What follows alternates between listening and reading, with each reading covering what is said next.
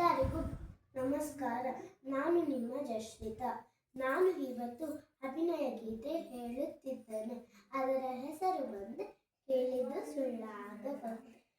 ಕೇಳಿದ್ದು ಸುಳ್ಳಾಗಬಹುದು, ನೋಡಿದ್ದು ಸುಳ್ಳಾಗಬಹುದು. ಕೇಳಿದ್ದು ಸುಳ್ಳಾಗಬಹುದು, ನೋಡಿದ್ದು ಸುಳ್ಳಾಗಬಹುದು. ನಿಧಾನಿಸಿ ಯೋಚಿಸಿದಾಗ ನಿಜವು ತಿಳಿಯುವುದು. ನಿಧಾನಿಸಿ ಯೋಚಿಸಿದಾಗ ನಿಜವು ತಿಳಿಯುವುದು. ದೂರದಲ್ಲೊಂದು ಕಾಡಿತ್ತು, ಕಾಡಲ್ಲಿ ಒಂದು ಮನೆ ಇತ್ತು. ಮುಂಗುಸಿಯನ್ನು ಅಲ್ಲಿತ್ತು, ಮನೆಯಲ್ಲಿ ಕಾತಿತ್ತು. ಆ ಮನೆಯೊಡತಿ ಗಂಗಮ್ಮ, ತೊಟ್ಟಿಲವಳ ಕಂದಮ್ಮ. ಮುಂಗುಸಿ ಅಲ್ಲದೆ ಬೇರೇನೋ ಮಗುವಿಗೆ ಆಟ ಇಲ್ಲಮ್ಮ. ಮುಂಗುಸಿಯೊಡನೆ ಪ್ರೀತಿಯಲ್ಲಿ, ಕಂದನ ಜೊತೆಗೆ ಪ್ರೇಮದಲ್ಲಿ ಬಾಳುತ್ತಲಿದ್ದ ಗಂಗಮ್ಮ. ಮುಂದೇನಾಯ್ತು ಕೇಳಮ್ಮ. ಮನೆಯಲ್ಲಿ ನೀರು ಮುಗಿದಿರಲು, ಹೊಳೆಯ ಕಡೆಗೆ ಹೊರಟಿರಲು, ಕಂದನು ಇನ್ನೂ ಮಲಗಿರಲು ಮುಂಗುಸಿಯನ್ನು ಕೂಗಿದಳು. ಮನೆಯಲ್ಲಿ ಬೇರೆ ಯಾರಿಲ್ಲ, ಮಗುವಿಗೆ ಯಾರು ಜೊತೆ ಇಲ್ಲ. ತೊಟ್ಟಿಲ ಬಳಿಯೇ ಕಾವಲಿರು, ಹೊರಗಡೆಯೆಲ್ಲ ಹೋಗದಿರು. ಗಂಗೆಯು ನೀರಿಗೆ ಹೊರಟಾಗ ಬೇಡಿಯಲಿದ್ದ ಕರಿನಾಗ. ಸರಸರ ಹರಿ ರಭಸದಲ್ಲಿ ಮನೆಯನ್ನು ಸೇರಿ ನಿಮಿಷದಲ್ಲಿ.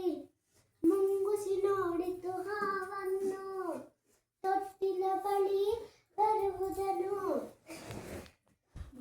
ಮೇಲೆ ವೇಗದಲ್ಲಿ, ಕಾಳಗನಡೆ ರೋಷದಲ್ಲಿ. ಸೋತಿತು ಹಾವು ಜಗಳದಲ್ಲಿ, ಮುಂಗುಸಿ ಗೆಲುವಿ ಹರುಷದಲ್ಲಿ. ಹಾವಿನ ಪ್ರಾಣ ಹೀರಿತ್ತು, ಬಾಯಲಿ ರಕ್ತವ ಜಿನುಗಿತ್ತು. ಗಂಗೆಯು ನೀರನ್ನು ತರುತ್ತಿರಲು, ಕೈಬಳನಾಗ ಕೇಳಿಸಲು.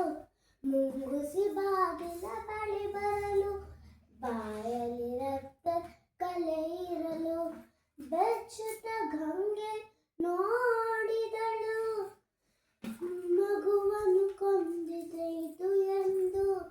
ಮುಂಗುಸಿಯನ್ನು ಮೆಚ್ಚಿದಳು, ಅಳುತ್ತಾ ಒಳಗೆ ಓಡಿದಳು.